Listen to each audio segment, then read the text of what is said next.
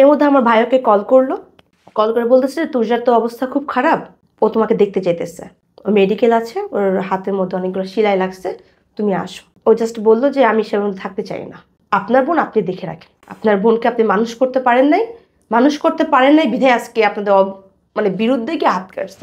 আমার সব থেকে খারাপ লাগছে এই বিষয়টা যে মানুষটার জন্য আমি ওর পুরো ফুল ফ্যামিলিকে ইগনোর করলাম, যে মানুষটার জন্য আমি ওর সর্বোচ্চ ত্যাগ করে দিলাম, সে মানুষটা কিভাবে এসে আমার ফ্যামিলির ভুল ধরে। আমরা 3 দিন মেডিকেল ছিলাম আমি ঢাকা মেডিকেলে। যখনই আমার সেন্স যখন আসছে তখন ভাবতেছি যে মানুষটা কোথায়, আমি আশেপাশে তাকাচ্ছি, ওই মানুষটা আমার মাঝে নাই। আমি ওকে এই 18 মাসের মধ্যে যদি অ্যামাউন্টের অঙ্ক করা হয় তাহলে আমার অলমোস্ট 11 লাখ টাকা চলে গেছে। 18 মাস প্রেমে 11 লাখ টাকা বয়ফ্রেন্ড নিচ্ছে। আরেকটা কথা বলি, ওর 38 নাম্বার গার্লফ্রেন্ড আমি। স্টিল আমি আজও পর্যন্ত তাকে ব্লেম করি নাই যে তোমার জন্য আমার বাবা মারা গেছে, তোমার জন্য আজকে আমার ফ্যামিলি পথে বসতেছে, তোমার জন্য আমি আমার ফ্রেন্ডদের ছেড়ে দিলাম। এই কথাগুলো আমি তাকে কখনোই বলি নাই কেন? সে কষ্ট পাবে। কোনটা মিথ্যার কোনটা সত্য আমি চাই এটা ওইখানে সে যাচাই করুক, যে আমার জন্য তুর্যা কোনটা করে নাই। একটা মানুষ কোন পর্যায়ে গেলে নিজের ভালোবাসার ব্যর্থতা বা ভালোবাসাহীনতার গল্প বলতে আসে তুর্য, আমি সেটা জানি। আই স ইউ, অনলাইনের পরিচিত মুখ, হাজার হাজার লাখ লাখ মানুষ ফলো করে, দেখে, ছবিতে কমেন্ট করে। সেই মানুষটার হাসি খুশি একটা মুখ, যারা কাপল ভিডিও করছে একসাথে, হুট করে বছরখানেক হলো তারা আবার দেখা যাচ্ছে না। আজকে আমি তুর্য আপনার সামনে বসছি, and literally you are sad, you are broken, you lost. হইছেটা কি আসলে ভাই? আচ্ছা, আমার হচ্ছে 2022 সালে একটা রিলেশনশিপ ছিল, অ্যান্ড যার সাথে আমার রিলেশনশিপ ছিল সে মিডিয়া পার্সনই, অ্যান্ড আমিও শুরু থেকে মিডিয়া পার্সন জড়িত ছিলাম, ইনভলভ। ওর সাথে আমার হুট করে একটা শুটে দেখা হয়ে যায়, কথা হয়। সে আমাকে তখন অফার করেনি, বাট সে আমাকে কয়েকটা দিন অবজার্ভ করে, দেন হচ্ছে সে আমাকে অনেকদিন পরে একটা রিলেশনশিপ অফার দেয়। আমি টাইম নিই। ইভেন এর আগে একটা কথা বলি, আমার তার সাথে সম্পর্ক হওয়ার আগে আমার একটা পাস্ট আছে, যেহেতু সেই পাস্ট এখন ইস্যু না এখানে, সো সেটার কথা না বলি। তো সে আমার সমস্ত কিছু পাস্ট জেনে আমাকে অ্যাকসেপ্ট করে। ইভেন তাকে তখন আমি রিজেক্ট করি, তখন সে আমার থেকে কারণ জানতে চায় যে কেন আমাকে রিজেক্ট করছেন। আমি তাকে বললাম আমার একটা বাজে একটা পাস্ট আছে, তো তখন সে পাস্ট সে অ্যাকসেপ্ট করে। ইভেন আমরা সম্পর্ক তখন কন্টিনিউ করি 18 মাস। এর মধ্যে অনেক ঝামেলা ছিল, তারপর সম্পর্ক আমি কন্টিনিউ করার ট্রাই করে গেছি। ইভেন সম্পর্ক আমি আমার সাইড থেকে এটা ক্যারি করছি অলওয়েজ, তার থেকে একটু মানে ছাড়বো এরকম একটা ভাব ছিল শুরু থেকেই। ওকে, কিন্তু প্রপোজ তো সে করেছে। হ্যাঁ, প্রপোজ সে করছে, আমি তাকে প্রপোজ করিনি। ইভেন সে প্রপোজ করার পর অনেকদিন পর তাকে আমি অ্যাকসেপ্ট করি। ইভেন রিলেশন শুরু হওয়ার পর আমাদের প্রথমেই ঝামেলা ছিল ওর এক্সকে নিয়ে, যেটা আসলে আমার হওয়ার কথা ছিল, যেহেতু আগেই বললাম আমার একটা পাস্ট ছিল, যেটা আমার হওয়ার কথা ছিল। সো এটা আমার ক্ষেত্রে হয় নাই। তার গার্লফ্রেন্ড হুট করে একদিনকে আমাকে ফেসবুকে নক করে, আমাকে বলে এই ব্যাপার, আপনি আমাদের থার্ড পার্সন। বাট আমি প্রস্তাব দিয়ে প্রেম হইল, প্রেম চলতেছে হুট করে এসে বললো যে আপনি আমার মাঝে থার্ড পার্সন, মানে from the beginning he was doing double timing. লে বেটা, আরে বাপ রে। সো তখন সে আমাকে এসে বলতেছে যে আপু তার সাথে আমার সম্পর্ক, তার মানে তো আমি জানি না। ইভেন যখন সে আমার সাথে রিলেশন যখন করে তখন সে আমাকে বলছে তার ব্রেকআপ হয়েছে অলমোস্ট 9 মাস হয়ে গেছে, তখন সে আমাকে এই কথা বলছে, দেন আমি অ্যাকসেপ্ট করছি। তো পরে গিয়ে আমি জানতে পারি যে এদের সম্পর্ক ব্রেকআপ হয়েছে মাত্র 8 দিন, সেটাকে 9 মাসে নিয়ে চলে গেছে। তো কিছুই মাথায় ঢুকলো না আমার প্রথম এটা হয়নি। ইভেন তাদেরকে একটা সোসাইটি হাজব্যান্ড ওয়াইফ নামে চিনত, রামপুর একটা হাজব্যান্ড, তারা ওই মেয়েটা হচ্ছে ঢাকা থাকে, ওই মেয়েটাও মডেল, তার বাসায় তারা হাজব্যান্ডের পরিচয় ছিল, একটা বাসা তারা ভাড়া নিছে, তারা লিভিং রিলেশন আছে তার মানে, রাইট। ইভেন 9 মাস ছিল তারা সেখানে। ইভেন তাদের একটা সোসাইটি তাদের নামে চিনে যে এরা হাজব্যান্ড ওয়াইফ। তো সেখানে আমার মাঝে মাঝে কাজের সূত্রে যাওয়া হতো, আমি যেতাম। বাট আমাকে অনেকেই বলতো যে এটা না এর হাজব্যান্ড, তুমি এর সাথে কি করো। আমার ব্যাপারটা খুবই মাইন্ডে লাগতো, আমি তাকে বিয়ে করব, থাকে না, আমি তাকে অনেস্টলি ভালোবাসতেছি, সেখানে আসলে অন্য কেউ কেন তাকে হাজবেন্ড দাবি করবে বা বয়ফ্রেন্ড দাবি করবে? আমি তাদের মধ্যে তো থার্ড পার্সন না, তারা আমাকে বানাচ্ছে। ওকে ফাইন, আমি শুধু সবটা একসেপ্ট করলাম, মানলাম। এই বিষয় নিয়ে আমার যে পার্টনার ছিল তার সাথে আমি কথাও বলছি। সে বললো যে ধুর, এক্স হয়ে গেছে, এক্স হইলে পরে কয়েকটা দুর্নাম করেই। আমি তখনও সবকিছু নর্মাল। এর মধ্যে এই যে 18 মাস আমাদের সম্পর্ক ছিল, এই 18 মাসের মধ্যে আমার সাইড থেকে আমি তাকে যথেষ্ট পরিমাণ হেল্প করার ট্রাই করছি। লাইক ফিনান্সিয়াল যে সাপোর্টটা ছিল। ফিনান্সিয়াল হেল্প গার্লফ্রেন্ড কেন করবে? হেল্পটা তো বয়ফ্রেন্ডরা করে জেনারেলি। যেহেতু আমি একটা জব করি, আমার একটা ভালো একটা পজিশন আছে, এটা ওর ছিল না। যেহেতু ও মডেল ছিল, কাজ করে ওরকমভাবে টাকা পয়সা পেতো না, তো আমার কাছে মনে হয়েছে যে ছেলেই বা কেন দিবে, এটা আমার কাছে তেমন ভালো লাগে না। ছেলেই সবসময় কেন খরচ করবে, মেয়ে কেন না? যদি মেয়ে একটা ভালো একটা পজিশন থাকে, এটা গার্লফ্রেন্ড কই পাওয়া যায়?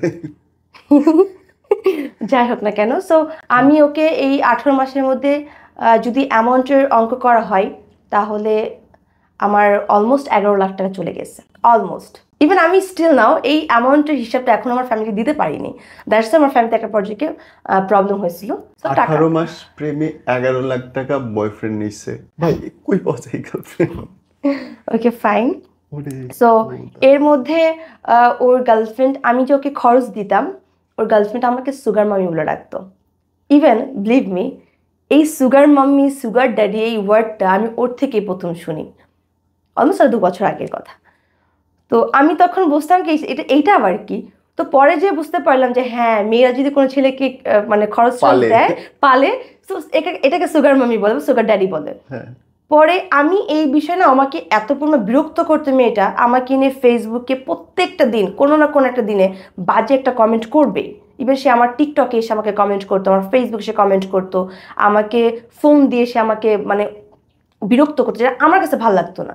ভাই আমি কাজ নিয়ে ব্যস্ত থাকি, আমার ফিয়ান্স যদি রাইট থাকে, ওকে ফাইন, ওকে আমি চিনি না। তো আমি চাচ্ছিলাম না কোনোভাবে যে আমাদের মধ্যে ও থার্ড পার্সন সে ঢুকে একটা গ্যাঞ্জাম সৃষ্টি করে দিই। ইভেন এই সম্পর্ক শুরু হওয়ার আগে তার যত ফ্রেন্ড যারা ছিল, তার রিলেটিভ যারা ছিল, বা তার কলিগ যারা ছিল, তারা আমাকে সবাই একটা কথাই বলতো যে তোর যা এই সম্পর্ক টিকবে না।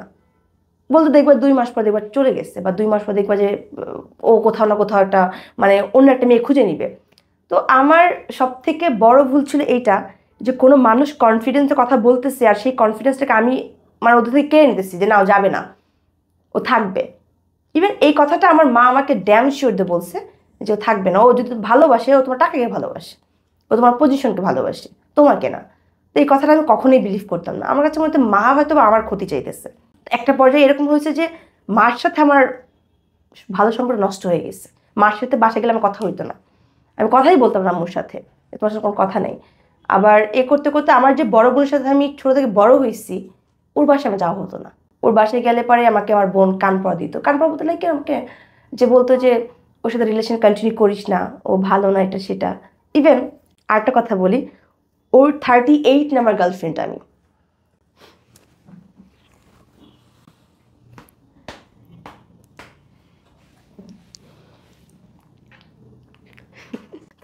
নাম্বার গার্লফ্রেন্ড, 38 নম্বর গার্লফ্রেন্ড। আমি এটা জানতাম না। সে আমাকে জাস্ট তার সাথে সম্পর্ক শুরু হওয়ার পর আমি তাকে একটা ফ্রেন্ডলি একটা স্পেস তাকে দিয়েছিলাম, যে তুমি যা বলবা ট্রুলি বলবা। যদি ইন ফিউচার আমি জানতে পারি যে ভাই তুমি এর সাথে এটা করছো, এর সাথে, আমি এটা শুনতে রাজি না। যা বলে এখনই বলবা, আমি যদি অ্যাকসেপ্ট করা হয় তো এখনই করবো, আর যদি ও তখন আমাকে বল তখন আমি অ্যাকসেপ্ট করবো না। Okay fine. তো এটা বলার পর সে আমাকে বললো যে হ্যাঁ 2 মাস 3 মাস সম্পর্ক ছিল। ইভেন সম্পর্ক যখন কন্টিনিউ করতেছিলাম, যখন আমি আমার সাইড থেকে প্রচুর সিরিয়াস হয়ে গেছি সম্পর্ক নিয়ে, আমার ফ্যামিলি পর্যন্ত তাকে মানবে না। ইভেন আমাদের ফ্যামিলি ব্যাকগ্রাউন্ড থেকে তাদের ফ্যামিলি ব্যাকগ্রাউন্ড খুবই লো ছিল। তার বাবা হচ্ছে ড্রাইভার ছিলেন, গাড়ি চালাতো। ইভেন মা হচ্ছে গার্মেন্টস শ্রমিক ছিলেন। আমার পেশা নিয়ে কোনো ব্যাপার না, পেশা কোনো প্রবলেম ছিল যদি ছেলেটা লয়াল থাকতো। আমি সরি ইন্টারাপ্ট করতেছি, কিন্তু আমার কি মনে হয় জানেন, যে যার পেটে ক্ষুধা আছে তার অপরাধ করার প্রবণতা, আর যার পেটে ক্ষুধা নাই তার অপরাধ করার প্রবণতা দুটো ডিফারেন্ট। এটা আমি দ্যাট টাইম কি বুঝতে পারছি, যখন আমাদের বিচ্ছেদ হলো তখন বুঝতে পারছি, আগে বুঝতে পারিনি।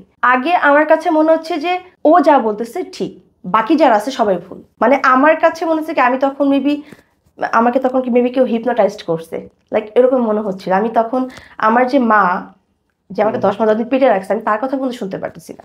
আমার তার কথা শুনতে আমার মনে হচ্ছে কি আমাকে কেউ মানে গরম তেল ছিঁড়ে দিচ্ছে আমার শরীরের মধ্যে, তার কথা আমি শুনতেই পারতাম না।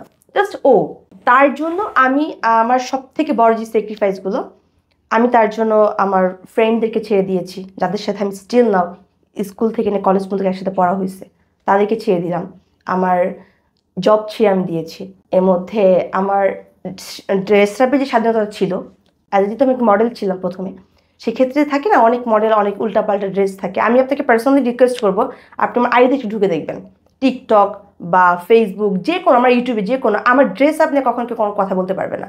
বাট আমি হতে পারে মিডিয়াতে ইনভলভ, বাট আমি এই কথা বিশ্বাস করি না যে খোলামেলা পোশাকে আসলে মানুষের সৌন্দর্য বাড়ায়, এটা আমি কখনো বিলিভ করি না। সে আমার ড্রেস আপ অনেক খুদ ধরতো, আমি হাঁটলেও তার খুদ মানে প্রবলেম হয়ে যেত, এইভাবে কেন হাঁটতেছো, এইভাবে এই ড্রেসটা এইভাবে কেন পরছো। ওয়েট, প্রপোজ তো করলো সে? হ্যাঁ, তখন স্টিল তখন আমি মডেল, তার সাথে আমি তখন একটা মডেল মেয়েকে প্রপোজ করলাম আমি, তার জন্য আমি দিওয়ানা হইলাম, তাইলে তার কাছ থেকে আমি টাকা কেমনে নেই, তার আমি কেমনে খুদ ধরি, তার আমি কেমনে কথা শুনাই? মেলে না তো ব্যাপার। এটা সে জানে, আমি জানি না। আমার হিসেবে মেলে না। দেন তো আমি তো রিলেশন কন্টিনিউ করলাম। এর মধ্যে ওই যে ওর গার্লফ্রেন্ড যে, সে আমাকে মানে রীতিমতো আমাকে সে পাগল করে ফেলতেছে আমাকে, যে মানে তার কথা হচ্ছে যে কোনোভাবেই সেই সম্পর্ক কন্টিনিউ করতে দিবে না, সে ভেঙেই দিবে সম্পর্ক। আর আমার কথা হচ্ছে সম্পর্ক আমি ভাঙতে দিব না, যতটুকু আমার ইয়ে আছে আমি ধরে রাখার চেষ্টা করব। বাট আসলে ভাইয়া একদিক থেকে সম্পর্ক রাখা পসিবল না যদি ওই ব্যক্তি না থাকার ইচ্ছা থাকে। আমি একদিক তো টানতে সম্পর্ক থাকবে না। তার সাথে আমার হুট করে একদিন একটা ঝামেলা হয়ে গেল, গ্যাঞ্জাম, এই এক্সকে নিয়েই। এক্সের ব্যাপারটা এরকমই ছিল, এক্সের সাথে যখন তার রিলেশন ছিল, এই এক্স কনসেপ্ট করে ফেলে। কার বাচ্চা? এটা আমার যে প্রাক্তন তারই। আমার না মাথায় একটা বাড়ি পড়তেছে ভাই। আপনি বলতেছেন যে আপনাদের তখন রিলেশন চলতেছে, ডাবল টাইমিং চলতেছিল, আপনার সাথে তার রিলেশন চলতেছে, সেই সময় তার আরেকটা মেয়ের এসে already she is having baby. আমি ওই যে বললাম না যে মেবি আমাকে ওই সময় হয়তো কেউ হিপনোটাইজড করছে, দ্যাটস ওয়াই যে ও যে ভুল করতেছে এই ভুলটা আমার চোখে লাগতেছিল না। আমি তখন একটা মানুষ ঠিক থাকে কেমনে? আই ডোন্ট নো, আমি জানি না, বিকজ আমি ওই সময় মেবি কিছু একটা হয়েছিলাম, আমি জানি না। হোয়াট ইউ সে, কি বলছিলেন তখন? যে প্রেগনেন্ট করছেন, ভালো কথা, আসেন চলে আসেন? না না না, এইরকমই না। আমি যখন জানতে পারছি আমি তখন ওদেরকে বলছি যে আমি তোমাদের মাঝখানে থাকতে চাই না, এটা আমি ওই মেয়েকে বলছি। আমার সমস্ত প্রুফ আছে, ওই মেয়ের সাথে আমার যত কথা হয়েছে সমস্ত প্রুফ আছে, সে কেন বাচ্চা নষ্ট করেছে বা আমার এক্স তাকে কেন ছেড়ে দিয়েছে, এই সমস্ত কিছু আমার মেসেঞ্জারে আছে স্টিল এখনো পর্যন্ত। বাট আমি তাদেরকে বললাম ওকে ফাইন, আমি তোমাদের যেহেতু আমি তোমাদের মাঝখানে থার্ড পার্সন, তোমরা যদি মনে করো তাহলে আমি তোমাদেরকে আবার মিলাই দিই। আমি অনেকবার ট্রাই করছি ওদের মিলিয়ে দেওয়ার জন্য, বাট আমার এক্স চাচ্ছিল না, সে মেয়ে চাচ্ছিল বা সে চাচ্ছিল না। এখন বলছে আমি তোমার সাথে এঙ্গেজ হয়ে গেছি বা তোমার সাথে আমার এখন রিলেশন চলে, আমি তাহলে ওর সাথে কিভাবে যাবো? ফাইন, বাট তাদের হাইটলি সব চলতেছে, তাদের হাইটলি কথা হচ্ছে, এটাও আমি জানি না। আমার কথা হচ্ছে যে তোমার যদি তাকে ভালো লাগে ওকে ফাইন, তা তুমি এখানে আসো, তাকে নিয়ে যাও। বাট মেয়েটা আমার সাথে সম্পর্ক সেটা টলারেট করতেছে, আবার সে কোনো স্টেপও নিতেছে না। আমার কথা এটা ছিল তুমি কোনো স্টেপ নাও, সে তুমি তার মানে আমার কথা ছিল হচ্ছে যে তুমি কেন তার জন্য বেবি নষ্ট করবা, এখানে রিজনটা কি? অফকোর্স তাহলে তোমার এখানে কোনো ফল্ট আছে। মিলতেইছে না কিন্তু কিছু। আমি নিজেও জানি না, একটা মেয়ে লিটারালি বাচ্চা তার পেটে, অথচ আর টিল তোমার সাথে সম্পর্ক চলতেছে তার।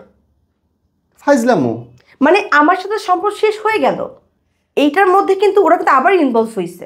আমার সাথে সম্পর্ক শেষ, সম্পর্ক শেষ হওয়ার পরে ইভেন তারা স্টিল না এখন পর্যন্ত তারা একসাথেই থাকে। দেন হোয়াট ইউ আর, তুমি কি? জানি না, আমি যে বললাম না সম্পর্ক ভেঙে যাওয়ার মূল কোনো কারণই আমি জানি না, সে আমাকে কোনো কারণ দেখাইতে পারে না। যখন বেবি পেটে আসলো দেন হোয়াট ওয়াজ ইওর রিঅ্যাকশন? আমার রিঅ্যাকশন কিছু ছিল না। ইভেন আমার যে এক্স যে ছিল প্রাক্তন, ওরও কোনো ছিল না। ও একটা ট্যাবলেট এনে দিয়েছে, মেডিসিন খাইছে, ব্যাস শেষ, the finish, the end of a story. এটা এখানেই শেষ। তারপর আবার you guys are having good relationship again. ওই যে ওইখানে আমাদের একটা ফাটল তৈরি হলো, মানে কেউ কাউকে ট্রাস্ট করতেছি না। আমার থেকে সহজে ইজিলি ভাবে ওর প্রতি সেই ট্রাস্ট আসতেছে না। কিন্তু তারপরে একসাথে আসি, একসাথে ঘুরতেছি, খাচ্ছি। ওই যে বললাম না মানুষের কথা শুনে, যে মানুষ বলবে না যে সম্পর্ক শেষ হয়ে গেছে এটা সেটা, আমি তো আসলে ওইভাবে মানুষকে রিভিল করতে পারতেছি না যে আসলে ও এইটা করে। যেখানে আমি মানুষকে বলে আসছি সম্পর্ক ভাঙবে না, আর মানুষ বলে আসছে সম্পর্ক ভেঙে যাবে, সেখানে আমি আসলে চাই না যে ওদের কথা সত্য হয়ে যাক। আমি সম্পর্কে সম্মানের সাথে কন্টিনিউ করার ট্রাই করতেছিলাম, বাট ও চাচ্ছিল না। মাঝে আমাদের একটা ব্যাপারে ঝগড়া হলো ওই মেয়েটাকে নিয়েই, ঝগড়া হওয়ার পর ওর সাথে আমার অলমোস্ট এই 18 মাসের মধ্যে এই ফার্স্ট টাইম লং 22 দিন দেখা হয়নি ওর সাথে আমার। এছাড়া 18 মাসের মধ্যে ওর সাথে আমার একদিন দুদিন পর মিট হচ্ছে, 3 দিন আমি যেতে দিইনি কখনোই। আমি মিট করতেছি, আমি অফিস শেষ করে মিট করতেছি, বাট এই ফার্স্ট টাইম ওর সাথে আমার 22 দিন মিট হয়নি। তোকে ফাইন, ও বাড়ি চলে গেল। বাড়ি যাওয়ার পর আমি একটু পাগলামি করছিলাম, বিকজ আমার লাইফে ফার্স্ট টাইম আমি স্লিপিং মানে মেডিসিন খাই, ইভেন একসাথে 27টা মেডিসিন, 27। ইভেন তখন আমার ওইভাবে কোনো রিয়াকশন দেয়নি। আমি জাস্ট ওই মুমেন্টে গিয়ে আমার যে শেপ করে যেই ইয়েগুলো থাকে ওইটা দিয়ে আমি হাতের মধ্যে 7-8টা পোজ দিয়েছিলাম। ও আমাকে যে ইগনোর করতেছে, এই ইগনোরটা কেন আমি নিতে পারতেছিলাম না। মানে কেন, মানে আমার মা যেখানে আমাকে বলতেছে সম্পর্ক থাকবে না, তুমি সম্পর্ক থেকে বের হয়ে যাও, কষ্ট তুমি আগে মানে ও তোমাকে কষ্ট দেয় আগে, তুমি এখানে বের হয়ে যাও। আমি আমার তো শুনতেছি না। বাবা একই কথা বলতেছে, বোন একই কথা বলতেছে, ফ্রেন্ড যারা আছে তারাও একই কথা বলতেছে যে ছেলেটা প্লে বয়, ওকে ছেড়ে দাও। তো আমি তো সবাইকে বলতেছি যে আমি ও 38 নাম্বার গার্লফ্রেন্ড, এটা বলা পসিবল না। মানে আমার কাছে এটা কারোর পক্ষে পসিবল না যে যাকে ভালোবাসে। তো আমি চাচ্ছিলাম না যে মানুষটাকে ছোট করে নেগলেক্ট করে কোনো কথা বলি, আমার সাথে আমিই তো ভালোবাসি, আর আমি সব কিছু জেনে অ্যাকসেপ্ট করছি। ইভেন এমন মোমেন্টে গিয়ে জানতে পারছি তার এই সব গার্লফ্রেন্ডের কথা, অলমোস্ট তার সাথে আমি মানে সব কিছু ইনভলভ হয়ে গেছি। Physical, mental? No, not physical. So আমি তাকে ভালোবাসি, তাকে আমার লাগবে, আমি জাস্ট এতটুকুই জানি। সরি ফর দ্য আস্কিং, এভাবে জিজ্ঞেস করছি। আমার মনে হচ্ছে যে you guys don't have physical relationship, right? না। তার মানে কি এই অপূর্ণতাটা সে ওই মেয়েটার আমার থেকে পাচ্ছিল না? আপনার থেকে পাচ্ছে না বলে সে তার সাথে গিয়ে শুইলো? হতে পারে এমন। আমাকে প্রচুর প্রেশার দেওয়া হতো এই বিষয়টা নিয়ে, যে গার্লফ্রেন্ড হতেই পারে, কেন হবে না, হইলে সমস্যা কি, একবার সময় তো বিয়েই করবো, এটা একসময় বলা হতো। তো আমি এটা আসলে অ্যাকসেপ্ট করতাম না। তো হ্যাঁ, তবে ভালো বন্ডিং ছিল আমাদের। মানুষ দেখলে আসলে বলতে মানে বুঝতে পারতো, বাট ওরকম কিছু আমাদের ছিল না। ওর সাথে আমার যে গ্যাঞ্জামটা ঝগড়া হলো, ঝগড়া হওয়ার পর ও গ্রামে চলে গেল, আমি বাসাতে একটা ঝামেলা হইতেছিল আমাদের। আমি মানে সিদ্ধান্ত নিলাম যে আমাকে এত ইগনোর করতেছে, যদি by any one chance breakup হয়ে যায়, মার কথা আমি টলারেট করতে পারবো না। ওই যে মার কথা সত্য হয়ে যাবে, বন্ধুর কথা সত্য হয়ে যাবে। কারণ একটা মানুষের জন্য আমার চাকরি ছেড়ে দিছি, ফ্রেন্ড ছেড়ে দিছি, আমার নিজের ড্রেসের স্বাধীনতা ছেড়ে দিছি, আর কি বাকি আছে? চাকরিও? হ্যাঁ। ওর একটা কথার উপর আমাকে এইভাবে কথাটা বলছিল। একদিন রাতের মধ্যে, প্রায় রাত অলমোস্ট 12:30 প্লাস বাজে ধানমন্ডিতে, তখন আমাকে জিজ্ঞাসা করতেছে যে তুর্যা তুমি চাকরি করবে না হলে আমাকে বেছে নিবা। আমি ইভেন স্টিল আমি আপনাকে আরেকটা কথা বলি, স্টিল এখনো পর্যন্ত সংসারটা আমার উপর চলে। আমার বাবা একজন কিডনি পেশেন্ট, উনার কিডনিতে প্রবলেম হয়েছে। আমার ভাই, উনি কিছু আপাতত করছে না। আমার মা, সেও বাসায় বসা, পুরো সংসারটা আমি চালাই। আমি ওই মুহূর্তে জানতাম না যে আমি চাকরি ছেড়ে দিলে আমি পরের দিন খাবো কি, বাট ওকে ভালোবাসি দেখে ওর একটা কথার উপর আমি চাকরিটা ছেড়ে দিচ্ছি। আমার চাকরি দরকার নেই, ওকে লাগবে আমার। আমি নগদ চাকরি ছেড়ে দিচ্ছি। স্যারকে ওর সামনে ফোন দিচ্ছি, স্যার আমি কালকে থেকে চাকরিতে আসতে পারবো না। সে আমাকে বারবার আমাকে ফোন দিচ্ছে। ইভেন ও প্রচুর টক্সিক ছিল, প্রচুর বলতে প্রচুর। আপনার সাথে আমি হেসে কথা বলতেছি, ভাল লাগবে না। একটা মানুষের যার মা বাবাকে দেখতে হচ্ছে, ভাইকে দেখতে হচ্ছে, রাত বিরেতের খাবারের ব্যবস্থা করতে হচ্ছে, সে বয়ফ্রেন্ড বললো আর তার জন্য আমি চাকরি ছেড়ে দিব? এতখানি অবিবেচক হবে নাকি একটা মানুষ? তাকে আমি চাইতাম ওই সময় প্রচুর, দ্যাটস ওয়াই প্রবলেমটা হয়েছে। এটা অবিবেচক, এটা নির্বোধ, এটা বিবেকহীনতা। আপনি মা বাবাকে না খায় রাখতে পারেন না। যেখানে আপনার বাপ পেশেন্ট, আপনি টাকা না দিলে বাবার অসুখ দেখবে কে? এটা তার ভাবা উচিত ছিল, বাট সে ভাবে নাই। সে তো না ভেবে কথাটা বলছে আমাকে। ওই সময় প্রেশার দিচ্ছিল আমাকে প্রচুর, চাকরি ছাড়তে হবে নাহলে তাকে ধরতে হবে যে কোনো একটা। আমার কাছে মনে হয়েছে যে তাকে যদি আমি বিয়ে করি, আমার তো একটা না একটা সময় এই দায়িত্ব থেকে সরে আসতে হবে। হয়তো সেই দায়িত্ব আমার ভাই নিবে, নাহলে আমার মা নিবে, নাহলে আমার বোন আছে। সে এখন কে নিবে? এখন তো কেউ নাই। এখন কেউ নেই, আমি তো এখন আছি স্টিল নাও। তো এখন আমি কেমনে ছাইড়া দিব হাত ওদের? তখন জাস্ট মনে হয়েছে ওকে ফাইন, ও থাকলেই হবে, আর কিছু লাগবে না। তো চাকরি ছেড়ে দিলাম। আমার আজকে এখানে যতটুকু আসতে পারছি, এর পিছনে আমার একটা হাইট পার্সন আছে, বলতে পারেন সুপারম্যান আমার কাছে, যেটা আমার বাবাও আমার কাছে না। ওর জন্য আজকে এখানে আমি আসছি। যদি আজকে আমি ভালো থাকি বা ডাল ভাত যদি খাই, একমাত্র ওর জন্য। ওর সাথে আমার বন্ডিংটা এত ভালো ছিল, ও ওই মানুষটাকে নিয়ে এত নেগেটিভ কথা বলতো বা এত সন্দেহ করতো। আমার সাথে ভাইয়ার সর্বোচ্চ জায়গায় 2 মিনিট করে কথা হতো, ভাইয়া কোথায় আছিস, কেমন আছিস, খাইছিস কিনা, জাস্ট কথা 4-5টা কথা হতো।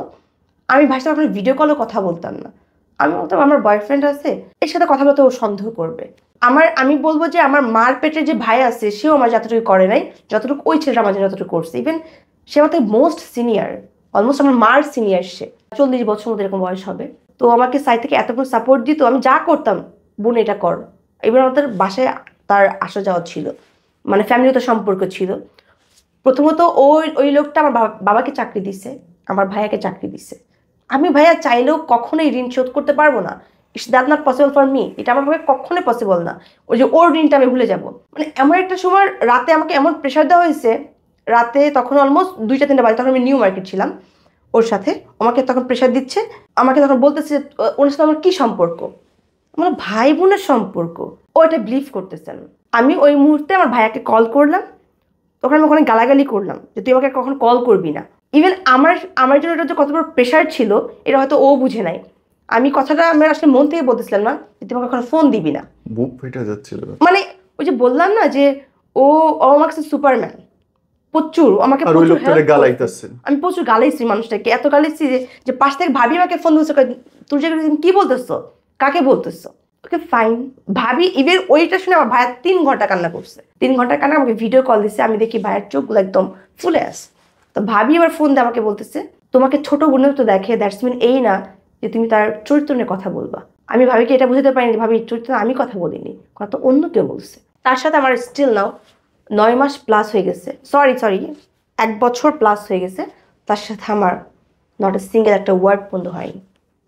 ইভেন এই মানুষটা আমার এত ভালো একটা সম্পর্ক ছিল, যদি কখনো সে জানতে পারছে যে ভাই আমি নখ কাট থেকে আমার হাতের একটু মাংস উঠে আসছে, ভাই ওই দোকান থেকে আমাকে এসে মানে বকা দিত, বাসে বকা দিত, নখ কাটছে কীভাবে।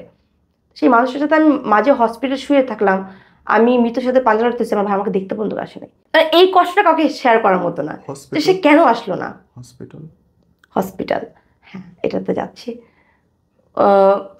আমি এটা চলে গেল, ওকে ফাইন। তার সাথে যে আমি আরেকটা কথা বলি, আমাকে একজন মেয়ে বলে ডাকছিল, আপনি হয়তো তাকে চিনবেন, জয় মাহমুদ নাম করে, সিনিয়র রিপোর্টার বিটিভির। আমার বাবা ওনাকে পছন্দ করতো না, আমার যে প্রাক্তন তাকে পছন্দ করতো না। বাবা আমাকে বলতেছিল, ওদিন আমার বার্থডে ছিল, বাবা আমাকে বলতেছে যে বলো তোমার কি লাগবে। তা আমি বললাম যে বাবা আমার কিছু লাগবে না, আমার তো লাগবে ওকে। তা আমি বাবাকে ভাবছি যে ওকে ফাইন, তাহলে বাবাকে যদি বলি তাহলে এই কথাই বলো যে ওকে আমার লাগবে। তো বাবাকে যখন কথা বললাম যে বাবা আমার কিছু লাগবে না, আমার ওকে লাগবে, তো বাবা তখন একটা রিয়াকশন দিয়ে বললো যে আমি ওকে দিব না, জীবনও ওকে মানবই না। ওই যে ব্যাকগ্রাউন্ড থেকে জায়গা থেকে বলছে, ওকে ফাইন। তো স্টিল ওই মানুষটার সাথে মানুষটা মারা গেছে। মানুষটা ওই দিনকে আমাকে ব্লক করলো। ওই যে যেদিনকে বাবার সাথে চিলাচিলি করলাম, বাবাকে আমি একটা গালি দিছিলাম যে পালক মেয়ে তো, এটার জন্য মানে দায়িত্ব বোধ নাই। আর সে আমার একটা কথা বলছে যে নিজের মেয়ে না তো, দ্যাটস সাথে আজকে আমার কথা শুনলি না। এই কথাগুলো বলার পর মানে উনার না, আমি এখন ফিল করতে পারি যে উনার এই কথাটা কোথায় গিয়ে লাগছিল, যে মানুষ আমার সব কিছু করতেছে। আমি বিছানায় যেতে আমাকে খাইতে না হয়, আমি ডাইনিং টেবিলে খাবো, সেই ডাইনিং টেবিল আমার বাসায় কিনে পাঠিয়ে দিতেছে। আমার ফ্যানে গরম লাগে, বাবার সাথে একবার বলছি বাবা আমার গরম লাগতেছে, এসি কিনে পাঠিয়ে দাও, এসি কিনে পাঠিয়ে দিচ্ছে। তো ওই মানুষটাকে আমি যে কোথায় যে হার্ট করছি এটা আমি দ্যাট টাইম গিয়ে বুঝতে পারছি, তখন বুঝতে পারি। ওই মানুষটা আমাকে তখন ব্লক করলো, 8 মাস পর জানতে পারি he is more. O my god. যখন জানতে পারলাম যে সে মারা গেছে, আমি তো লাস্টটা পর্যন্ত দেখতে পারিনি। আমাকে কেউ জানাই নাই যে মানুষটাকে আমি ভালোবাসি, যে মানুষটাকে পছন্দ করি, আজও পর্যন্ত তাকে আমি কখনো ব্লেম দিই নাই যে তোমার জন্য বাবা মারা গেছে বা তোমার ইস্যুতে করে আমি আমার বাবাকে দেখতে পারিনি। এটা আমার কাছে খুব বড় একটা প্যাজেল ছিল। আমি ওকে বুঝাইতে পারি নাই যে তোমার জন্য আজকে আমি বাবাকে দেখতে পারি নাই। যখন শুনতে পারলাম যে সে আর নেই, জাস্ট 2টা কথা বলছিলাম, বাবাকে নিয়ে পোস্ট করছিলাম যে শেষ দেখাটা হয়তো হইল না। এই কথাটা নিয়ে আমি 8.5 ঘন্টা কান্না করছিলাম যে মানুষটাকে কেন দেখতে পারলাম না। স্টিল আমি আজও পর্যন্ত তাকে ব্লেম করি নাই যে তোমার জন্য আমার বাবা মারা গেছে, তোমার জন্য আজকে আমার ফ্যামিলি পথে বসতেছে, তোমার জন্য আমি আমার ফ্রেন্ডদের ছেড়ে দিলাম, তোমার জন্য আমি চাকরি ছেড়ে দিলাম। এই কথাগুলো আমি তাকে কখনোই বলি নাই কেন? সে কষ্ট পাবে। আমার এমন মোমেন্ট ওর সাথে গেছে যে আমার কাছে, আমার তো চাকরি চলে গেল, বাবাই আমার কাছে এমন একটা মানুষ ছিল, বাবাকে বলতেছি যে বাবা আমার একটা পিজা খেতে ইচ্ছা করতেছে, পিজা দাম সর্বোচ্চ 700-800 টাকা দাম, সে আমাকে 10,000 টাকা পাঠিয়ে দিচ্ছে। ওই মানুষটা চলে গেছে, এই এই মিসিং ব্যাপারটা কখনো আর পাই না, যেটা আমি এখন চাই যে আমি বাবাকে বলবো বাবা আমার পিজা খেতে ইচ্ছা করেছে, টাকা পাঠিয়ে দাও, ওই কলটা আসতেছে না। ওই মানুষটাকে ব্লক করলো, আজ পর্যন্ত তার সঙ্গে আর কথা হয়নি, কথা হবে কোথায়, তো আল্লাহ নিয়ে গেছে, কথা আর কোনো বয়ে নেই। কতখানি ব্যথা বুকের মধ্যে নিয়ে গেছে তুর্য? জানি না, মানে আমি ওনার কাছে মানে এতটাই প্রিয় ছিলাম, আমাকে সে 3 বার আমাকে কল করে জিজ্ঞাসা করতো আমার খাইছো কিনা। আর সেই লোকটা একবারও কল করতে পারতেছে না, গলা শুনতে পারতেছে না। না, আমি তারপর কখনো এই বিষয়ে কোনো অভিযোগ করিনি তাকে, বাট আমি একটা সময় গিয়ে মিস করতেছি যে এই মানুষটা আমার লাইফে নাই। খারাপ লাগতেছে, কষ্ট লাগতেছে, কিন্তু ওরে কিছু বলতে পারতেছি না, কারণ ওরে বলে ওর খারাপ লাগবে। আমি মানে ঘরেও কিছু বলতে পারতেছি না, ওই যে আমার মা আমাকে ব্লেম দিতেছে। ইভেন আমার জন্য যদি কেউ স্টক করে থাকে, স্টক করে মারা যায়, এরকম একটা মানে সিচুয়েশন, আমি জানি না আমার কি করা উচিত, বাট আমি ওই সময় করছি। আমি এই যেমন আমাকে সবাই বলে, গ্রামে গেলে আমাকে সবাই বলে, বা আমার বাবা মা সবাই আমাকে বলে যে তোর জন্য একটা মানুষ মরে গেছে। এই যে একটা বোঝা, এই কথা একটা বোঝা, এটা আসলে আমি অলমোস্ট গত 10 মাস ধরে আমি টলারেট করতেছি যে আমার জন্য বাবাটা মারা গেছে। বড় বোনে একটা বাচ্চা আছে, ওটা আমি এতটাই ভালোবাসি যে ওকে না দেখলে আসলে মানে থাকাটা পসিবল না আমার পক্ষে। ওকে ছোট থেকে আমি পালছি বাসায়। বোনের বাসায় গেলে ওকে অনেক কথা হতো যে ওকে ছেড়ে দে, এটা সেটা, আমাকে অনেক কান পড়া দিত, কারণ তারা জানে দ্যার ইজ নো যে ও ঠিক না। যখন জানতে পারছি যে ওর 38 নাম গার্লফ্রেন্ড, আমি এরপর থেকে আরও আগে না, তারা চাচ্ছিল না। আমার বোনের সাথে আমার একটা গ্যাপিং সৃষ্টি হয়ে গেছে, যেটা আমি কখনোই চাইনি। বোনের বাসায় যাচ্ছি না, বোনকে দেখতে যাচ্ছি, আমার বোন আমাকে ফোন দিয়ে কান্নাকুটি করে যে আমার বিয়ে হয়ে গেছে, আমার বোন আমাকে দেখতে আসতো, এখন আমাকে দেখতে আসে না। তো বোনের অভিযোগ বাড়তে থাকলো, মার অভিযোগ বাড়তে থাকলো, তুমি ঘরে টাকা দিচ্ছ না, ঘরের সংসার মেনটেন করতেছো না, করবো কিভাবে? ওর বাসা ভাড়া, ওর ইউনিভার্সিটি খরচ, ওর মানে এভরিথিং, পোশাক আশাকের খরচ, সব কিছু না কাজে ম্যানেজ করতে পারছিলাম, হচ্ছিল না আমার পক্ষে। তখন অলরেডি তখন জবলেস, কিভাবে পসিবল? আমার যতটুকু টাকা এমন যত জমান ছিল, আমি ওটাতে টুকটাক সংসার চালাচ্ছি, বাট ওইটা আমার জন্য খুবই টাফ ছিল ওই মোমেন্টে গিয়ে। ওকে ফাইন, আমার ওর সাথে এমন মোমেন্ট চলে গেছে যে আমার কাছে টাকা নাই, আমি আমার বাসা থেকে, লালবাগ থেকে আমি ধানমন্ডি আপনার রবীন্দ্র সরোবর ওখানে হেঁটে আসছি। তারপর কখনো ওকে বুঝতে দিই না যে আমার কাছে টাকা নাই। আমি যেমনি হোক টাকা ম্যানেজ করে, মার থেকে হোক বাবার থেকে হোক, যেমনি ম্যানেজ করে হোক না কেন, ওর সাথে মিট করতে আসছি, বাট কখনো একদিনের 2 দিনও করতে দিই না যে 2 দিন পর মিট করবো, রাইট? এখনই মিট করতে হবে। মানে ওই মুমেন্ট আমার একটা মানসিক শান্তি ছিল যে ওকে আমার দেখাই লাগবে, সাথে মিট করতেই হবে, মিট না করলে ভালো লাগবে না। ওই সময় আমার ঘরটা খুব বিরক্তকর মনে হইতো যে আমার সময় একটা মানুষ মারা গেছে, তার প্রেশার আমাকে দিতেছে, সংসারের প্রেশার আমাকে দিচ্ছে, সে ভালো না সেটার প্রেশার দিচ্ছে, এত প্রেশার আসলে ওই একটা মানুষ টলারেট করা পসিবল ছিল না। আমার ওর সাথে অনেক ভালো মোমেন্ট আছে, খারাপ মোমেন্ট আছে। ভালো মোমেন্টের মধ্যে কীরকমের, ওর মাঝে একবার 23 সালে বার্থডে, ওই বার্থডেতে আমার কাছে মনে হয় যে আমার লাইফে যদি কখনো কারোর জন্য আমি এত কষ্ট করে থাকি, তাহলে একমাত্র এটা ওর জন্য। একটা মানুষের বার্থডে নিয়ে এত প্ল্যানিং থাকতে পারে, সেটা আমি মানে পরে গিয়ে বুঝতে পারছি যে মানুষ ভাই এত ক্রেজি হয় কিভাবে। তো আমি ওর বার্থডেতে গিয়ে, মানে ওর বার্থডেতে ও কী পরবে, কি খাবে না খাবে, সবাই কি খাবে, এটা মানে ঠিক করে রাখছিলাম। তো আমার সাথে আমার একটা ফ্রেন্ড ছিল, ওকে নিয়ে আমি আপনি হয়তো চিনবেন, রূপ টাওয়ার হচ্ছে আপনার লঞ্চ টাইপের একটা রেস্টুরেন্ট আছে না ধানমন্ডিতে 32-এ, ওইখানে আমি ওর বার্থডে পালন করি। ওইখানে আমি, ওই সময় আমার কাছে টাকা ছিল না, ওই সময় আমি আমার ভাইয়ের থেকে, দুলা ভাইয়ের থেকে টাকা হলত নিয়ে ওকে একটা ফোন অ্যান্ড হচ্ছে একটা ওয়াচ, হ্যাঁ একটা ফোন, একটা ওয়াচ, ইভেন একটা রেস্টুরেন্টের টোটাল অ্যামাউন্ট সব কিছু মিলে আমার মেবি 2.5 লাখের উপরে খরচ হয়েছিল। রাইট না, এখন পর্যন্ত আমি দুলা ভাইয়ের টাকাটা পরিশোধ করিনি, সে তো চলে গেছে, আমি এখনো পর্যন্ত তার ঋণটা বহন করে যাচ্ছি, তাকে দিইনি। অর্ধেক যদিও 80% দেওয়া হয়ে গেছে, বাকিটা এখনো আছে, বাট এখন শোধ হয়নি, সেটা বললাম আর কি।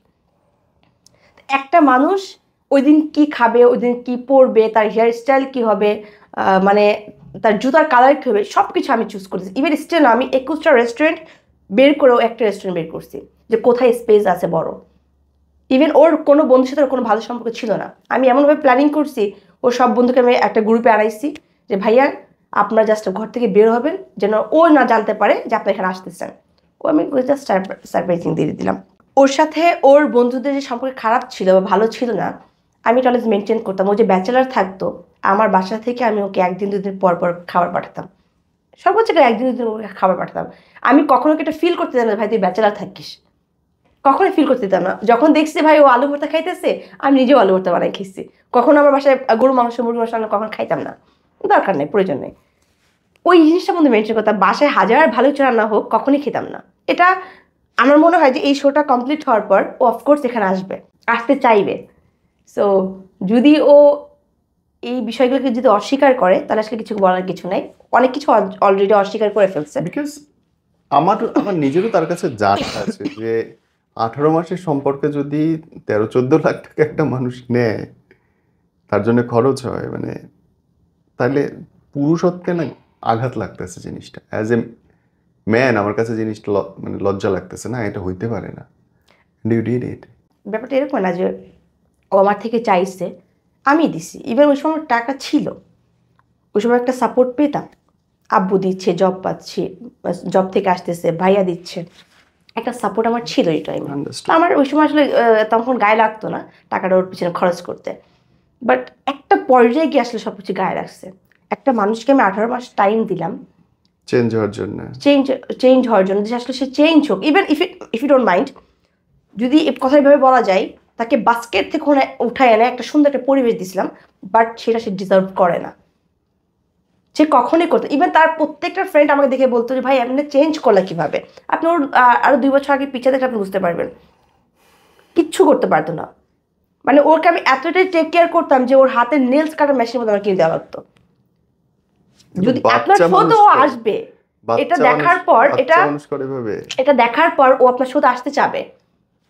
আমি জাস্ট এতটুকু বলবো যে কোনটা মিথ্যার কোনটা সত্য, আমি চাই এটা ওইখানে সে যাচাই করুক যে আমার জন্য তুর্যা কোনটা করে নাই। তাকে আমি এতটা টেক কেয়ার করতাম। ব্রেকআপ হইল কেন? আমি এই মেন ইস্যুতে আসতেছি। হসপিটালটা আগে শুনি আমি, হসপিটালটা আটকে। হ্যাঁ, এখান থেকে আসতেছি। ওই যে বললাম যে 22 দিন যে দেখা যে হয় নাই, এরপর ওর সাথে আমার একটা মিট করার প্ল্যানিং ছিল। ওকে ওই দিন আমার মনে আছে, আমি ওই দিনকে খুব করে বলতেছিলাম যে ওকে আমি স্যার বলে ডাকতাম, ইভেন সে আমাকে ম্যাডাম বলে ডাকতো। আমাদের স্টোরিটা শুরু হয় এখান থেকে, স্যার ম্যাডাম। আমাদের টিকটকে স্যার ম্যাডাম সার্চ করলে এটা চলে আসে। তো তাকে আমি একটা কথা, ওই মুমেন্টের কথা বলছিলাম যে আপনাকে অনেকদিন দেখি না, আই নিড এ হাগ, আমার এটা প্রয়োজন। সো ও বলতেছে ঠিক আছে ম্যাডাম, 22 দিন তো কষ্ট করছেন, এটা জাস্ট জমায় রেখে দেন, আসলে পরে দিয়ে দিয়েন। বিলিভ করবেন কিনা জানি না, ওই যে 22টা দিন ওয়েট করতে পারছি, কিন্তু এই কথা বলার পর কেন ওয়েট করতে পারছিলাম যে ওকে ফাইন আমার রাইট না এখনই লাগবে। সো ও, আমি হাত কাটলাম তখন ও আসে নাই, রক্ত দেখেও আসে নাই। আমার হাতের মধ্যে সেলাই পড়লো, মেবি তখন 7টা সেলাই পড়ছে, ও তখন ওই সেলাইগুলো দেখেও আসে নাই। ওর শুটিং ডেট পড়লো, তখন ও আসলো আমার কাছে। না কেন জানি ওই ব্যাপারটা অ্যাকসেপ্ট করতে পারি না আমি। আমি কেন ইম্পর্টেন্ট না, কাজটা কেন ইম্পর্টেন্ট? যে তোমার জন্য সব কিছু ছেড়ে দিল, যে তোমার জন্য সব কিছু করতেছে, তুমি তার জন্য এতটুকু করতে পারলে না? সে গ্রাম থেকে আসতে পারলো না, যখন তার শুটিং, যখন ডেট যখন ঠিক হলো, তখন সে আসলো ঢাকাতে। ইভেন ওই দিনকে পর থেকে স্টিল আজও পর্যন্ত তাকে হাক করতে পারিনি, ওই সুযোগটা হয়ই নাই। ওই যে দেখা হলো আমাদের 22 দিন ঝগড়া হওয়ার পর, এরপর থেকে কেন যদি একটা গ্যাপিং সৃষ্টি হয়ে গেছিলো প্রচুর। মানে এই গ্যাপিংটা কেন যদি কাটতেছিল না, মানে মনে হচ্ছে সে আমার কাছে নতুন, আমি তার কাছে নতুন, মানে কোনোভাবেই রিলেশনটা আগের মতো করে কন্টিনিউ করাটা পসিবল হচ্ছিল না। একটা গ্যাপিং সৃষ্টি হয়ে গেছে, মনে হচ্ছে কি মাঝখানে কোনো কিছু একটা আছে, মানে এখান থেকে আসতেছে এখান থেকে আসতেছে, একটা কোনো কিছু একটা গ্যাপিং দিচ্ছে আমাদের, মানে কোনোভাবেই মানে অ্যাটাচ হওয়ার কোনো সিস্টেম নাই, মানে হচ্ছে না। একটা বিহেভিয়ার মেনটেন করতেছে, আমি তাকে আপনি করে বলতেছি, সে আমাকে আপনি করে বলতেছে, কেমন একটা চেঞ্জ হয়ে গেছে। বাট এই চেঞ্জটা নিতে পারতেছিলাম না। তো দেখতেছি এরকমের আরও 3-4 দিন পরে এই চেঞ্জটা আসতেইছে, মানে এটা আসলে ঠিক হচ্ছে না, মানে দিন দিন মানে দূরত্ব বাড়তেছে। আমরা প্ল্যানিং করলাম, এর মধ্যে আমার বড় ভাই যে বুলবুল, ওর বিয়ে ঠিক হয়ে গেল। বিয়ের একটা ডেটমেট ঠিক হলো। আমার ভাইয়ের বিয়ে হচ্ছে 26 অক্টোবর, ওর সাথে আমি দেখা করি 21 অক্টোবর। এটা হচ্ছে ওই 22 দিন মিট হওয়ার পর একদিন মিট হলো, দেন আরেকবার মিট হলো। আমি জানতাম না যে আমাদের ওই 22 অক্টোবর আমাদের লাস্ট মিট হবে। 22 অক্টোবর তার সাথে আমি প্ল্যানিং করলাম যে ওকে ফাইন স্যার, তাহলে আমরা দুজনে একই সেম ড্রেস পরবো ভাইয়ের বিয়েতে। যেহেতু আমার ভাই একটা, আমাদের অনেক প্ল্যানিং ছিল, আর যেহেতু আমরা পুরান ঢাকার, সো পুরান ঢাকার বিয়ে কিন্তু একটু জমজমাট হয় আর কি। সো আমি প্ল্যানিং করলাম ওকে ফাইন আমরা তাহলে একই ড্রেস পরবো। সাথে আমার একটা ফ্রেন্ড ছিল, ও কস্টিউম ডিজাইনার, ওকে নিয়ে আমি ওর সাথে মিট করতে যাই। মিট করতে গেলে আমরা রবীন্দ্র সরোবরের ওখানে বসি। ওর ওর এক্সের দেওয়া শার্ট পরে আসছে। আমি আগে একটা ফাইন, আমি কিন্তু টক্সিনা কেন, আমি এটা একটু শেয়ার করি। তার সাথে যখন রিলেশন যখন শুরু হয় তখন সে আমাকে একটা কথা বলছিল যে তুই যে আমি তো তার সাথে জুটি বেঁধে কাজ করতেছি, আমি তার সাথে কাজ করতে চাই। তা আমাকে ওকে ফাইন। আমার কথা হচ্ছে ভাই সম্পর্ক নষ্ট হতেই পারে, যেমন আপনার হচ্ছে তাহসান ভাই, মিথিলা, তাদের সম্পর্ক নষ্ট হয়ে গেছে না, তারা একই ফ্রেমে কাজ করতেছে না, কিছু জিনিস হয়তো মেনটেন করতেছে। তা আমি ভাবছি ওকে ফাইন তোমরা করতে পারো, বাট কিছু মেনটেন করো। তাদের আমি কাজ ইভেন সে তারা একের পর তারা 3-4টা কাজ করছে, তাদের কাজ করতে দিয়েছে। এর মধ্যে অনেক ঝামেলা হয়েছে তাদের মধ্যে। ওকে ফাইন, কাজ করতে দিলাম, তারা কাজ করলো, তারা একসাথে বসে খায় দায় মিট করে, সব কিছু মেনে নিলাম। ওই মেয়েটার আমি তো তাকে 18 মাস তাকে দিচ্ছি, তাকে তো আমি 18 মাস তাকে তো সমস্ত দিচ্ছি, আমি তাকে শপিং করেছি, তাকে জুতা কিনে দিচ্ছি, তাকে মানে এভরিথিং তার আমি খরচ বহন করতেছি, তাহলে কেন ভাই তার দেওয়া শার্ট কেন পরতে হবে? তাও আমার সাথে দেখা করতে আসার সময় হ্যাঁ, ইভেন এটা 5 বার রিপিট করছে, সেই শার্টটা আরো 4 বার পরে আসছে, তাকে আমি 4 বারে গিয়ে মলে গিয়ে শার্ট কিনে দিচ্ছি। তবু তাকে বুঝতে দিই নাই যে তুমি শার্টটা পরো না, আমার খারাপ লাগে। আমি চাইছি তুমি বুঝো শার্টটা আমার পছন্দ না, তো শার্টটা পরো, অন্য কোথাও শুটিংয়ে পরো বা অন্য কার সামনে পরো, আমার সামনে না। তো সে আমাকে বারবার একই কথা বলে আমি মিস্টেকলি পরে আসছি। ভাই মিস্টেক কেন পরে আসবে? তুমি শার্টটা যখন পরছো তুমি তো তখন আয়রন করে পরতেছো, দ্যাটস মিন তুমি ইচ্ছা করেই পরতেছো। ওকে ফাইন, সে 22 অক্টোবর শার্টটা পরে আসলো। আমি দূর থেকে দেখে না আমার খারাপ লাগছে। তো খারাপ লাগার পর আমি জাস্ট সামনে আসলো, তাকে জিজ্ঞাসা করলাম যে আবার শার্টটা পরে আসছেন? তো সে আমাকে বললো যে পড়ছি তো কি হয়েছে, স্টিল তখন সাথে আমার ফ্রেন্ড। ওকে ফাইন, এই কথা বলার পর আমি কোথাও একটা জায়গাতে বসলাম। বসার পর ওরা কথা বলতেছে নিজেদের মধ্যে, বাট আমার অ্যাটেনশন কেন যেন শার্টের উপর পড়ে আছে।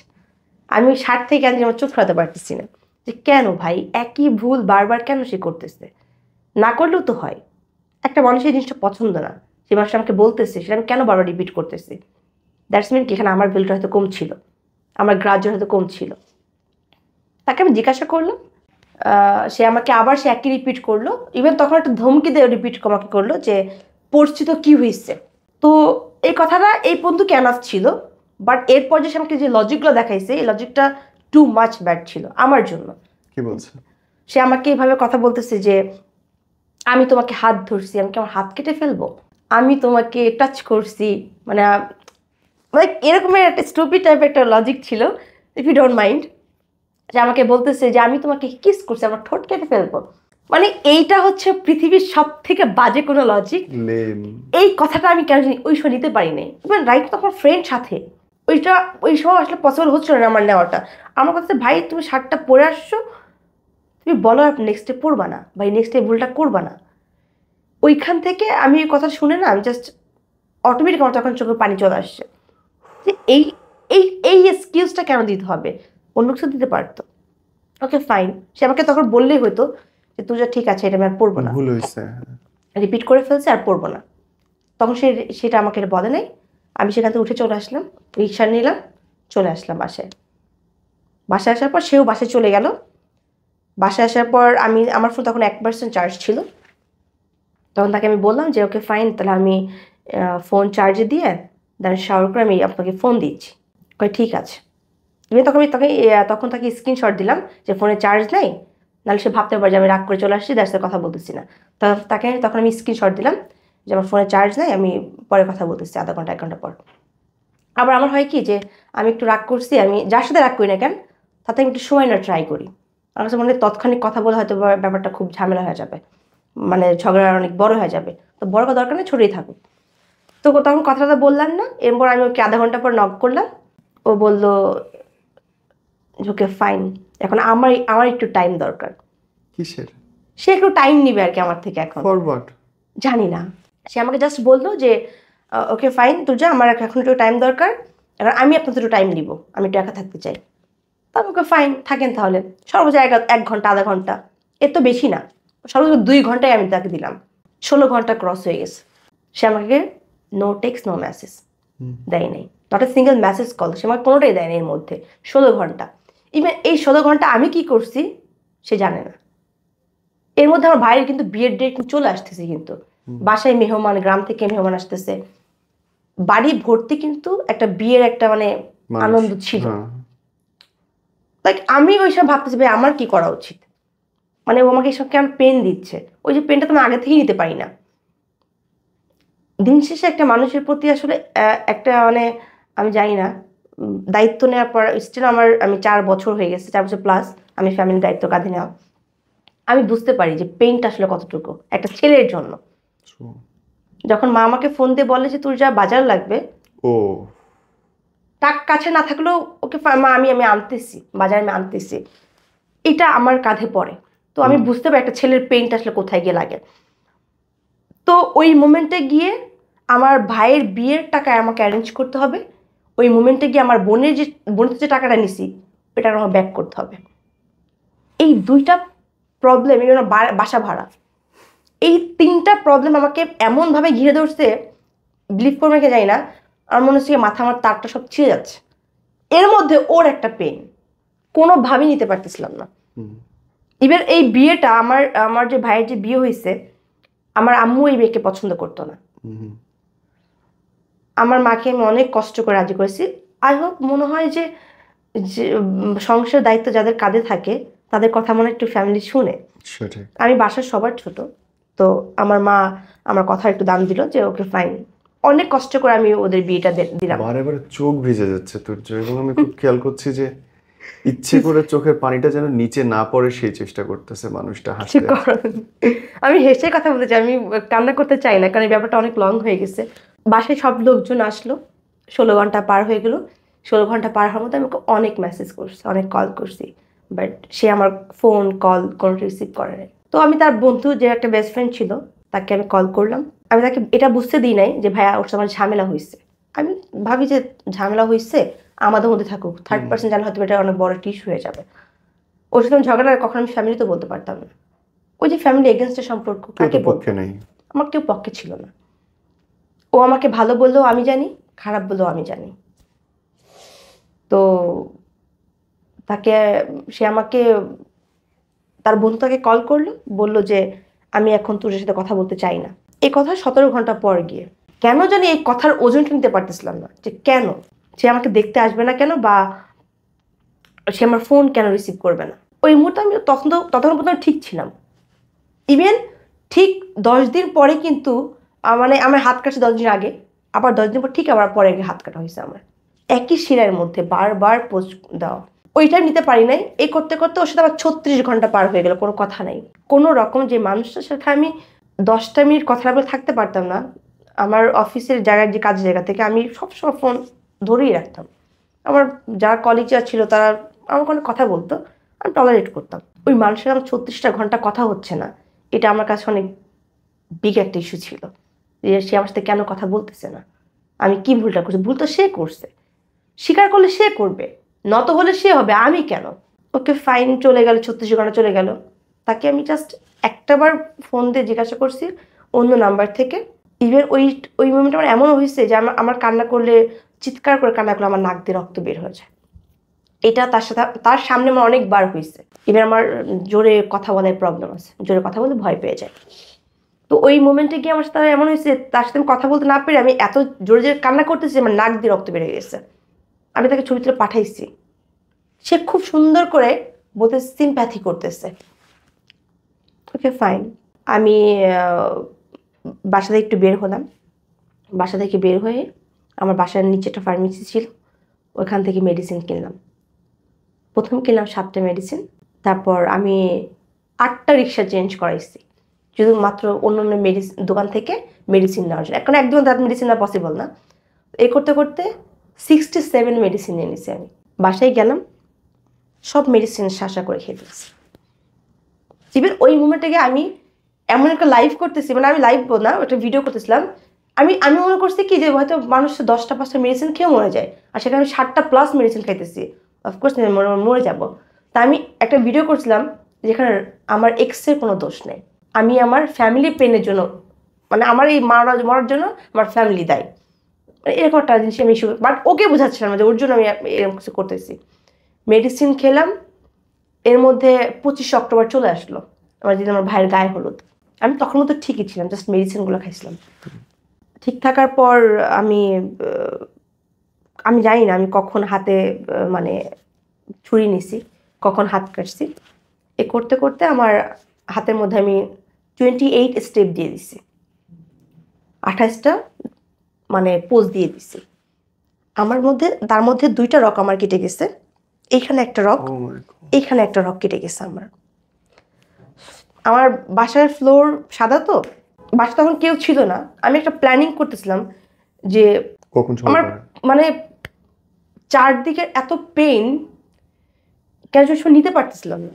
মা একটা পেন দিচ্ছে, বাবা একটা পেন দিচ্ছে, ও একটা পেন দিচ্ছে, টাকার একটা পেন, মানে এতগুলো পেন। এর মধ্যে আমার চাকরি নেই, এতগুলো পেন, মানে সংসার চালাবো কীভাবে, মানে এতগুলো পেনের মধ্যে ওর পেনটা সব থেকে বড় প্যাথেটিক ছিল আমার কাছে। যে ও কেন আমার সিচুয়েশনটা বুঝতে পারতেছে না, যে আমি কোথায় দাঁড়িয়ে আছি। ওটা কেন আমার কথা ওর থেকে চাওয়া ছিল, তুমি আমার ভাই, আমার পরিস্থিতি একটু বুঝো, তুমি কেন বুঝতে পারছো, তোমাকে কেন ইগনোর করতেছো, কেন আমাকে এভাবে মানে হ্যাসেলের মধ্যে মানে ফেলে রাখছো। আমি কখন হাত কাটছি, কখন কি করছি আমি কিচ্ছু জানি না। বাসায় আম্মু আসলো, আমাকে সাধারণত আমি বাসায় থাকলে আমাদের একটা আমার আম্মুর একটা বিজনেস সাইড আছে কসমেটিক্সের, তো সে করে কি আমাকে ঘর থেকে বাইরে থেকে তালা মেরে চলে যায়। আমি যেহেতু 10-11 মধ্যে ঘুমায় থাকি, তো ওই দিনকে করছে যে আম্মু তালা মেরে চলে গেছে। আমি জাস্ট খুঁজতেছিলাম যে ঘর কখন ফাঁকা হবে, কখন আমি একটা নিব। তো ঘর টোটালি পুরোপুরি ফাঁকা। আমি জাস্ট ছুরিটা নিলাম, নিয়ে ওই কাটার উপর আমি কাটতেছি। তখন তো মেডিসিন খাচ্ছিলাম, আমি ব্যথা পাইনি, এটা আমার সত্যি কথা, আমার মনে নেই তখন আমি কী করছি না করছি। আমাকে আমার ভাই আসলো, ওরা আমার প্রতি এতটাই রাগ ছিল, আমার বোন আমার প্রতি এতটাই রাগ ছিল যে আমি ওই সময় বোন আমাকে মারতেছে, আমার বোন আমাকে মানে বেধর্ষ থাপ্পড় মারতে এসে সেন্স আনার চেষ্টা করছিল। তো আমাকে আমার বাসার পাশে যে মেডিকেলগুলো ছিল ওখানে নিয়ে যাওয়া হলো। মানে আমাকে যখন ওরা কোলে যখন নিচ্ছে, এটা আমি তখন সেন্স আমার নাই, এটা হচ্ছে শোনা কথা। যখন আমাকে কেউ কোলে করে রিক্সা করে নিয়ে গেছে, রিক্সা পুরো ভিজে গেছে। আমার তখন নাক দিয়ে আর হাত দিয়ে প্রচুর রক্ত বেরোচ্ছে, মানে আমার ফ্লোর তো ভিজে গেছেই, রক্ত কেটে গেছে, অবশ্যই রক্ত অনেক বের হবে। তো আমাকে পাশের মেডিকেল নিয়ে গেল, তারা আমাকে রাখবে না। এবার আমাদের পাশে কিন্তু আপনার হচ্ছে ডলফিন অনেকগুলো মেডিকেল ছিল, সাফওয়ান ছিল, নিয়ে গেল, তারা রাখলো না কেন? আগে জিটি করতে হবে। এখন জিটিটা কার নামে করবো? করলে তো এখন ফ্যামিলি ওর নামেই এখন দিবে। তা আমি ওই মোমেন্টে গিয়ে না, আমি জাস্ট বুঝতে পারছি জিটি একটা শব্দ আসতেছে। আমি তখন ভাবছি যে না বাবা, এরাও হয়তো একটা ঝামেলা সৃষ্টি করে ফেলবে। আমাকে ওই মেডিকেল থেকে ফেরত দেওয়া হলো, আমাকে নিয়ে গেল ঢাকা মেডিকেল। আমি সব থেকে অপছন্দ আমার ঢাকা মেডিকেলটাই, আমার একদম পছন্দ না। ঢাকা মেডিকেল একটাতে নিয়ে গেল, পুলিশ অনেক ঝামেলা করতেছিল ওই দিনকে। আগে মামলা করেন, তারপর পেশেন্ট নিয়ে যান। বোন বললো মামলা পরে করবো, আগে পেশেন্টকে সুস্থ করেন। ডক্টর আসলো, আমার বোনের কাছে আসলো, বন্ডে সই করতে দিল, বলে যে বন্ডে সই করেন। আমার বোন ওই সময় মানে কান্না সুরে বলতেছে যে ভয়ের কিছু, তখন ডাক্তারের বসে বলতেছে ভয়ের কিছু না, সে 67 মেডিসিন খাইছে, তার হাতের রক কেটে গেছে, মানে কেমনে পসিবল। আমাকে নিয়ে গেল আপনার হচ্ছে ওটা কি বলে ওয়াশ করাইতে নিয়ে গেল। ওই আমি তো একটু হেলদি, তো যখন করাইতেছিল তখন আমার ওই পাইপ থেকে রক্ত বেরিয়েছিল। ইভেন তখন ওই যে সাথে একটা ফ্রেন্ড ছিল 22 অক্টোবর, ও এটা ভিডিও করে ওকে পাঠাইছে। তখন গিয়ে ও বলতেছে যে এটা সিম্প্যাথি করতেছে ভিউ কামানোর জন্য, টিকটক ভিডিও করার জন্য। অলমোস্ট তখন আমি মেডিকেল শোয়া। এই কথাটা আমি না কেন জানি তখন বিলিভ করতে পারি নাই যে ও আমাকে বলতেছে সিম্প্যাথি বা ভিউ পাওয়ার জন্য। আমি তো ইফ ইউ ডোন্ট মাইন্ড আমি তো বিকিনি পরেও আসতে পারি। ওইটাই কেন, ওই স্টেপটাই কেন নিতে হবে আমার? নিজের শরীরে ক্ষত দিয়ে কেন আমাকে ওই ভিউ কামাইতে হবে? আমাকে তো মানুষ চিনে, আমাকে তো 10 মানুষ চিনে, তোর যা আপু চিনে। তো সেখানে আমাকে কেন এই হাতে মানে এতগুলো মাংস ছিঁড়ে বিড়ে কেন করতে হবে? কেন জানি ওই কথা তখন নিতে পারিনি। আমি চলে গেলাম, আমাকে ওয়াশ করানো হইলো, নিয়ে গেল অপারেশনে, হাতে সেলাই দিল 24টা সেলাই হাতের মধ্যে। আমি ওই পর্যন্ত না জাস্ট ভাবতেছি, আম্মাকে বারবার বলতেছি যে আম্মু ওকে আনো, ও ও আনলে আমি সুস্থ হয়ে যাব, ওরে জাস্ট আনো। মা বলতেছে যে ও আসতেছে, ওকে বলছি ফোন দিতে, আসতে ও আসবে। এর মধ্যে আমার ভাই ওকে কল করলো, কল করে বলতেছে তুষার তো অবস্থা খুব খারাপ, ও তোমাকে দেখতে চাইতেছে, ও মেডিকেল আছে, ওর হাতের মধ্যে অনেকগুলো সেলাই লাগছে, তুমি আসো। ও জাস্ট বললো যে আমি সের মধ্যে থাকতে চাই না, আপনার বোন আপনি দেখে রাখেন, আপনার বোনকে আপনি মানুষ করতে পারেন নাই বিধায় আজকে আপনাদের মানে বিরুদ্ধে গিয়ে হাত কাটছে। আমার সব থেকে খারাপ লাগছে এই বিষয়টা যে যে মানুষটার জন্য আমি ওর পুরো ফুল ফ্যামিলিকে ইগনোর করলাম, যে মানুষটার জন্য আমি ওর সর্বোচ্চ ত্যাগ করে দিলাম, সে মানুষটা কিভাবে এসে আমার ফ্যামিলির ভুল ধরে। আমরা 3 দিন মেডিকেল ছিলাম আমি ঢাকা মেডিকেলে। সেখানে আমি জাস্ট যখনই আমার সেন্স যখন আসছে তখন ভাবতেছি যে মানুষটা কোথায় তখন। হ্যাঁ, আমি আশেপাশে তাকাচ্ছি, ওই মানুষটা আমার মাঝে নাই। বাট রাইট না, তখন আমার তাকে নিড ছিল, প্রচুর নিড ছিল। আমার কাছে মনে হচ্ছে যে ও আসলে হয়তো আমি সুস্থ হয়ে যাব, অনেকটা সুস্থ হয়ে যাবে। ভাইয়ের বিয়ের দিন চলে আসলো, ভাইয়ের বিয়ের দিন আসলে আমি ভাইকে বলতেছি ভাইয়া ওকে একটু আয়না দাও না কষ্ট করে। মানে আমি ওই অবস্থায় বাসায় 3 দিন পরে গেলাম, আমার হাতে অলরেডি তখন স্লাইন লাগানো, ঘুম কাটানোর জন্য স্লাইন দেওয়া হলো। আমি স্লাইন নিয়ে সেই স্লাইনকে এভাবে ছিঁড়ে এনে আমার হাত দিয়ে এখান থেকে রক্ত বের হয়ে গেল। আমার আব্বার পা ধরে বসে আছে, আব্বুকে আয়না দাও, ওকে আয়না দাও আমি ঠিক হয়ে যাব। ওকে আয়না দিলে আমি আমার ভাইয়ের বিয়েতে আমি বিয়েতে অ্যাটেন্ড করব। ওকে আমি ওই মুমেন্টটাকে কল করলাম, আব্বু আম্মুকে ও হিউজ ফোন কল করলো, আব্বু আম্মুকে অনেক কথা ও শোনাই দিল, যেটা আমাকে তো না করছেই, বাট আমার আব্বু আমাকে যখন না করছে তখন আমার আব্বু ওই নাকটা নিতে পারে নাই। ওই মুভমেন্টে গিয়ে আমার আম্মা একটা কথা বলছিল, আমার নানি মারা যায় 2023-এ, আপনার হচ্ছে 15 আগস্ট মারা যায় নানি। আমার আম্মু ওই সময় একটা কথা আমার এখন পর্যন্ত কানে বাঁধে।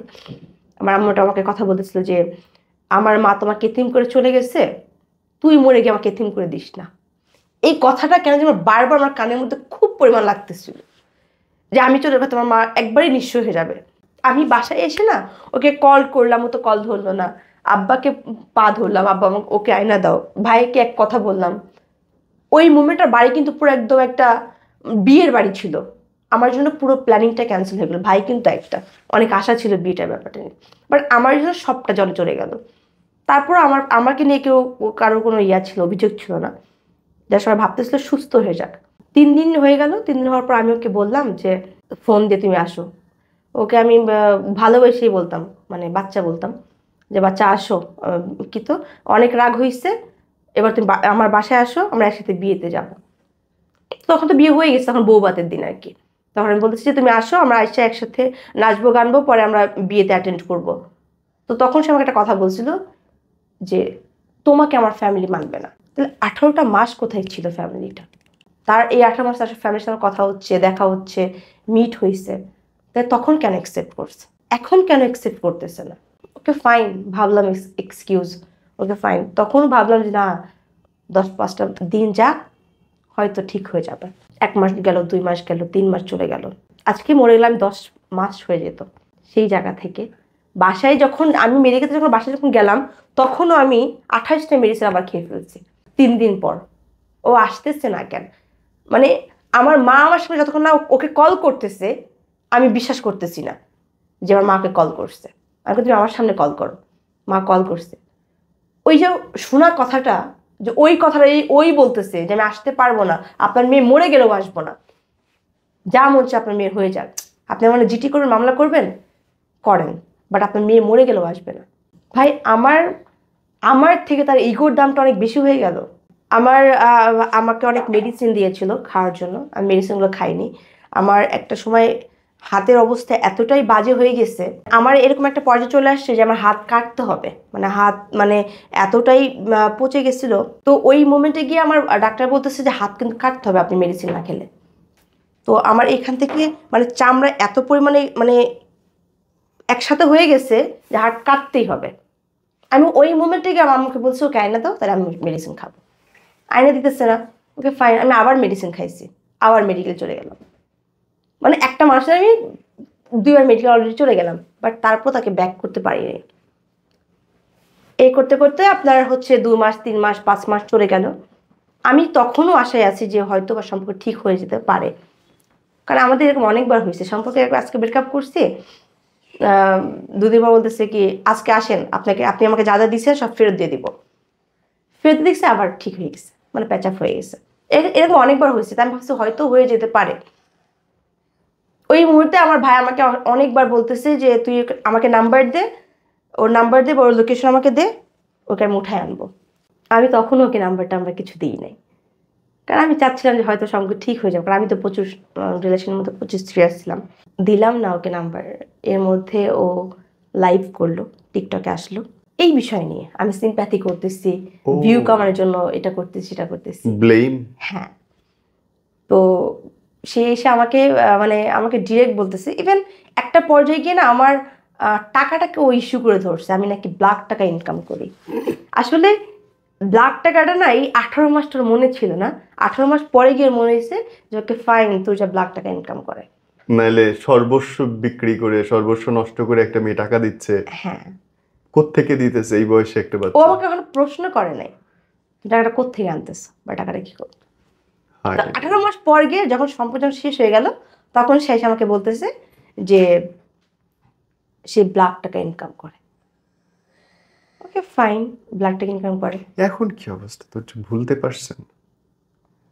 না, কোথাও না কোথাও একটা জায়গা আছে। এই যে এখন কথা বলতেছি, বারে বারে চোখ ভিজতেছে, বারে বারে আমার মনে হচ্ছে যে হয় না, সরি ফর মাই ল্যাঙ্গুয়েজ, কিন্তু মনে হচ্ছে যে ও যদি এখনো এসে বলে চলেন যাই, আপনি তো দৌড় দিবেন পেছন পেছন। না না না না, দিব না। বলেন কেন দিব না? কেন?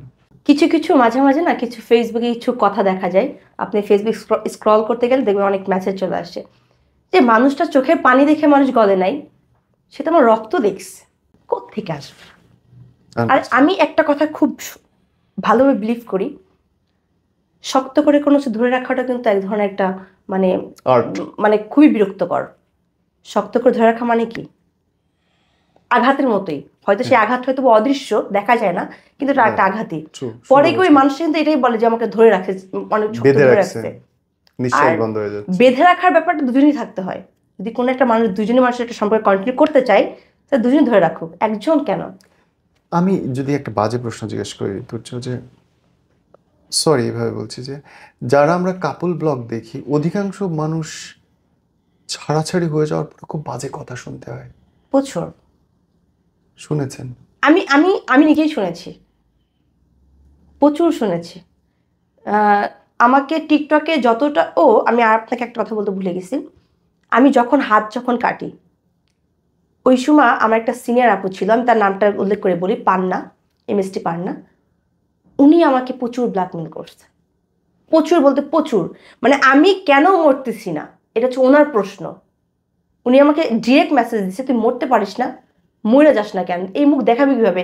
দ্যাট টাইম আমি ভাবছি ভাই আমি কি করছি যে মুখ দেখাইতে পারবো না। দেন গিয়ে আমি অ্যাটেম্পটা নেওয়ার ট্রাই করছি যে ভাই আমি কোনোভাবেই থাকবো না, আমি কি করছি। উনি নিজে টেক্সট করছে, আমাকে ভয়েস দিয়ে বলছে। তার মানে এই ভয়েসগুলো আসছেই। হ্যাঁ, তার মানে এটাতে কেস করলে তো সে অ্যাটেম্প টু মার্ডারে চলে যাবে। আমার কাছে স্ক্রিনশট আছে। ও মাই গড। সে আমাকে ডিরেক্ট বলছে মরা যা, মুখ দেখার কি হবে। তা আমি জাস্ট ফিল করলাম ভাই যে আমি করছিটা কি, ভালোবেসে তো পাপ করি নাই। ইভেন আমার সবাই বলতো, মানুষ যারা গালি দিচ্ছে কমেন্ট করতেছে, দে ডোন্ট নো যে কেন কি হইতেছে না, তা জানে না, তা জানে সম্পর্ক নষ্ট হয়ে গেছে। অনেকেই বলতেছে কি তো মেয়েটা সারাদিন বলতো ভালোবাসি ভালোবাসি, এত বেশি ন্যাকামি করতো, শো অফ করতো। তাকে আমি প্রচুর শো অফ করতাম। মানে এটা যে একটা মানুষের প্রবলেম হতে পারে আমি জানতাম না। আমার কাছে ভাই একটা মানুষকে আমি ভালোবাসি, তাকে আমি লুকায় রাখবো কেন। আর আমি এসব ভাইয়া যেটা মানুষ বলে যে বদ নজর, এটা আমি বিশ্বাস করি না। কেন বিশ্বাস করি না? আমিও করি না। আমি বিশ্বাস করি না। বদ নজর মানুষটাকে আমি ভালোবাসতেছি, রাইট। মানুষ যদি অন্য কাউকে না চাই, অন্য কারোর দিকে ওইভাবে না তাকায়, তার এখানে বদনজরে কি আছে? সে আমাকে ভালোবাসে, আমার দিকে থাকবে, সে অন্য কারোর বদনজরে কি আছে? ওই সাইফ আলী খান আর কারিনার লাগে না নজর, নজর লাগে আমগো সকিনার আর গরিব মানুষের। রাইট রাইট, খালি গরিব মানুষের নজর লাগে, বড় লোকে এত যে নজর দিই হয় না। আনভিরের সম্পত্তি কমে না। রাইট, ট্রুলি নজরে কোনো কাম হয় না, আমগো গরিব মানুষের খালি লাগে। এই নিয়ে তো আমরা যদি ধরেন শেষে আপনাকে জিজ্ঞেস করি, ভাই আপনার এই লাইফ স্টোরি থেকে একটা মানুষ কি শিখতে পারে? ওই যে কিছু কিছু মানুষ আছে যারা বলে যে ভালোবাসা আসলে কোনো সংখ্যা হয় না, এইটাও আমি বিলিভ করি না। আমি বলবো যে ঠিক অতটুকু ভালোবাসা উচিত যতটুকু ভালোবাসলে কেউ ছেড়ে গেলে পরে খুব বেশি একটা নিচে যেন ক্ষতি না হয়। আমার কাছে মনে হয় কেউ আপনাকে 50% ভালোবাসতেছে, আপনি তাকে হচ্ছে 45% ভালোবাসেন, 5% যদি ভালোবাসেন আপনি কমায় ভালোবাসেন, সে মানুষ আপনাকে কষ্ট দিচ্ছে, আপনার খুব বেশি গায়ে লাগবে না। যখনই তার থেকে আপনি 55% ভালোবাসতে যাবেন, 55%, তখনই ঝামেলা এখানে। আপনি তাকে সময় ভালোবাসার দরকার নেই, কোনো প্রয়োজন নেই। সে আপনাকে 40% ভালোবাসতেছে, আপনি তাকে 35 ভালোবাসেন, 35% ভালোবাসেন, তাহলে ঠিক থাকবে। বাট আরেকটা ব্যাপার হচ্ছে যে কি, যে নিজের ভালো থাকাটা অন্যের উপর ডিপেন্ডেন্ট করা যাবে না। আমি ভাই ওর প্রতি খুবই নির্ভরশীল, ও ছাড়া আমাকে কেউ ভালো রাখতে পারবে না। এটা হচ্ছে সব থেকে বড় ভুল, যেটা আমি বুঝতে পারছি যে আমার একটা সময় এরকম হয়ে গেছে যে আমার সম্পূর্ণ ভালো থাকাটা আমার ওর উপর ডিপেন্ডেন্ট ছিল, যে হয়তো আমাকে রাখতে পারবে ভালো। বাট এটা আসলে স্টোরি একদম ঠিক না, না ঠিক না। নিজের ভালো নিজের কাছে, একদম নিজের ভালোবাসা নিজের কাছে। এই নেতুর্য, good to talk to you brother. এবং আমি জাস্ট দোয়া করি যেন আল্লাহ যেই ক্ষতটা মনের মধ্যে তৈরি করছেন সেটা যেন সারায় দেন। শরীরের ক্ষতি হয়তো কোনোদিন যাবে না, কিন্তু মনের ক্ষত কেউ না কেউ ভালোবেসে পূর্ণ করুক, সেই দোয়াই করি। আর I don't know what to say actually. আমি একটা অবসেসড ভালোবাসার গল্প শুনলাম, মনে হলো শুরু থেকেই জানি যে এই ছেলেটা আমার সাথে থাকবে না, আমি তারপরেও তার সম্পর্কটা বাঁচায় রাখার চেষ্টা করছি, প্রতিদিন পানি দিচ্ছে গাছে, লাঠি দিয়ে বেঁধে রাখছি যেন বড় হতে পারে, কিন্তু দিন শেষে কিছু। এটা আমাদের একতরফা ভাবলে আসলে ভুল। আমরা একতরফা সবকিছু ভাবি, তো থেকে যাওয়ার আসলে প্রহর ইচ্ছাটা বিপরীত পার্সন থাকতে হয়, যে আমি থাকতে চাই। এটা হয়তো তার ছিল না। সে আমাকে দেখতে আসে নাই, সে আমার মৃত্যু কামনা করছে বা সে আমার সাথে সম্পর্ক নষ্ট করে ফেলছে, এটা আমাকে তেমন একটা হার্ট করে নাই, যতটা হার্ট করছে তার মিথ্যাই ভালোবাসাটাকে। আমি ভালোবাসি, আমি তোমার সাথে থাকতে পারবো না, এটা তার কথা, অথচ আমি পারতেছি না থাকতে। ব্যাপারটা কেমন হয়ে গেল না? সে আমাকে বলতেছে তোমাকে ভালোবাসি, তোমাকে থাকতে পারবো না, তার থেকে প্রথম আগে প্রপোজাল আসলো, তার থেকে আগে আসলো যে তোমাকে থাকতে পারবো না, তোমাকে আমার চাই। বাট স্টিল না, সে ভালো আছে, রাইট না, সে ভালো আছে, আমি নাই। আমি 9 মাসেও গিয়ে মুভ অন করতে পারিনি। আমি যখনই কোনো টিকটক করি, আমার টিকটকের মধ্যে 800-900 করে কমেন্ট আসে, 4000+ কমেন্ট আসে আমার ভিডিওর মধ্যে। সবাই আমাকে জিজ্ঞাসা করে যে আপু, ইন ফিউচার হয়তো আল্লাহ তোমাদের ভালো কিছু রাখছে। ইভেন ও যখনই আমাকে যত মানুষের বাজে কমেন্ট যত আমাকে বাজে দিকে ঠেলে দিচ্ছে, আবার ঠিক পজিটিভ মেসেজগুলো আমাকে অনেকটা হেল্প করছে এখানে শক্ত হইতে। আমাকে অনেক মানুষ সাপোর্ট করছে টিকটক থেকে, যে আপু ইনশাল্লাহ ভালো কিছু হবে। আজকে এই কথাগুলো বলার কারণ হচ্ছে কি, যে ও আমাকে যে ব্লেমগুলো যে দেয়, এই ব্লেমগুলো কেন নিতে পারি না। ইভেন 38 নাম্বার যে যাদের, আমি ওর 38 নাম্বার গার্লফ্রেন্ড, একটা পার্সন আই নো যে ও আপনার এখানে আসবে, এই ভিডিও দেখার পর আসবে, ও একটা প্রুফ দেখাইতে পারবে না যে এই মেয়েটাকে আমি এই কারণে ছাড়তে পারছি। আমাকে দেখাতে পারবে না। ও 38-37 যে মেয়ে দেখানো দরকার না, আমাকে এটা দেখাই দিক যে আমি তুজাকে এই কারণে ছাড়ছি। আমার ভুল এটা ছিল, আমার ভুল, আমি তাকে চাই, আমি তাকে বলছিও যে আপনি আমাকে দেখাই দিয়ে যান যে তুজা তোমার এই ভুলটা ছিল। 60টা কোনো ইস্যু না, 60টা ব্যাপার ছিল, তুমি বলতেই পারতো আমার ভুল ছিল, ওকে ফাইন, খুব ইজিলি ছিল, বাট সেটাকে কেন্দ্র করে সেটাকে ইস্যু করে একটা মানে একটা স্টোরি বানাইয়া খুবই বিরক্তকর ছিল। Too much logic. ছেড়ে যাবি, ডিরেক্ট যা, নাটক হ্যাঁ, করিস না। তাকে আমি আগেই বলেছিলাম তুমি তো যাইতে যদি ইচ্ছা হয় ভাই যাও, আমি ধরে রাখা কোনো কিছু বিশ্বাসী না। আটকায় রাখা তো নাই ভাই নাটকটা। ভালোবাসা তো গরু ছাগল না তাকে মাঠে শান্ত করে রাখার জন্য তাকে বেঁধে রাখবো। ভালোবাসলে ভাই পাখির মতো ভালোবাসতে হবে, হাতে ধরবো ছেড়ে চলে যাবে। তার যে কখনো মনে হয় যে সে আসবে আসবে, না হলে নাই। কারণ আমার কাছে মনে হয় যে পোষ মারা সব কিছুই থাকে, মানুষগুলো থাকে না। মানুষগুলো খুব উড়াল পাখি। উড়াল পাখি। ভালো কিছু, আমাকে অনেকেই টিকটকে এইভাবে কমেন্ট করে বেটার কিছু হয়তো পাইছে। ভাইয়া চোখে লাগার মতো ভালো লাগার মতো অনেক কিছু আছে। আপনি যদি চান যে আপনি MBBS কমপ্লিট করেছেন, আপনি তার থেকে আপ লেভেলে করবেন, অফকোর্স পাবেন। যদি আপনার চিন্তা ভাবনা আপনি নিচে রাখেন যে আমি এর থেকে নিচেও করতে পারি, করতে পারবেন। আমি যদি মনে করি ভাই আমি ইন্টার পাস করছি, আমি একজন মানে হাই লেভেলের মানুষকে বিয়ে করবো, সেটাও করতে পারবো। এটা ডিপেন্ড করে একটা মানুষের মন মানসিকতার উপর ডিপেন্ড করে। তবে এই যে ভাই বেটার যে অপশনটা, বেটার সবাই পায়। হয়তো কেউ পায় কেউ তো পায় না, বাট সবাই পায় যদি কেউ খুঁজে। যার মধ্যে মনে হয় এইটা থেকে বেটার এইটা। এখন ভাই আমার কাছে আইফোন আছে, আইফোন থেকে বেটার কোনো ফোন নেই আছে, এটা ভাই মানে নামেই চলে। বাট যদি আমি আইফোনে যদি প্রবলেম ধরবে, আইফোন অনেক প্রবলেম আছে, দুদিন পর স্টোর শুধু বুক হয়ে যায়। বাট অন্য প্রবলেম নাই, এটা অন্যান্য ফোনে এটা নাই যেটা আইফোনে আছে। সো প্রবলেম প্রত্যেকের সম্পর্কে দেখা যায়, সলিউশন ধরলে আছে। সব ধরা যায়, চাঁদেরও খুঁত আছে রে ভাই, অফকোর্স। ধরলে সব ধরা যায়। আমি এর সাথে থাকতে চাই না, মেন ইস্যু হচ্ছে এইটা, আর এর সাথে আমি থাকতে চাই। আমার মজাটা লাগছে কৈতর্য, পুরোই আমরা 1 ঘন্টা 13 মিনিট শুট করলাম, প্রতিটা মোমেন্টে আমি দেখছি চোখে জল আসছে, জলটা নিচে পড়তে দেয় নাই। না পড়লে বলবি আমি আবার সিম্প্যাথি করতেছি। আই লাভ ইট। এই মেয়েটা কি পরিমাণে শক্ত হইছে, কি পরিমাণে হ্যাঁ। ধাক্কা খাইছে। এটাই জীবন, and that's will makes you happy, that will makes you more successful। আল্লাহ সেটাই করুন। একদম। Take care brother. আমার কাছে ভাই এটা মনে হয়, যারা আর যারা মনে করে, আমি কালকে আমার টিকটক একটা কমেন্ট আসছে, আমাকে একদিন কমেন্ট করছে যে এরা এত সহজে কিভাবে মুভ অন করে। আরে ভাই 9 মাস চলতেছে। 9 মাস না, এটা অনেক হয় কি। আর যে আমাকে কমেন্ট করছে সে 6 বছর ধরে টলারেট করতেছে, তার ব্রেকআপ 6 বছর হয়েছে, সে 6 বছর মানুষ ভুলতে পারেনি। আমার কথা হচ্ছে যে মানুষ আপনাকে ভালোবাসছে, সে মানুষ আপনাকে 6 বছর বসায় রাখছে, আপনাকে কষ্ট দিচ্ছে, সে ভালোবাসছে আপনাকে? না, ইম্পসিবল। আসবে না। আপনার চোখের মূল্য নাই, আপনার রাজ্যের জেগে থাকে তার মূল্য নাই, আপনার কেরিয়ার নষ্ট করতেছেন। ভাই প্লিজ মুভ অন। ভুল মানুষের জন্য অপেক্ষা করে কোনো লাভ হয় না, উল্টা আরো ক্ষতি হয়। নিজের লাইফটাকে স্টপ করে রাখাটা হচ্ছে বোকামি, বিশেষ করে ভুল মানুষের জন্য।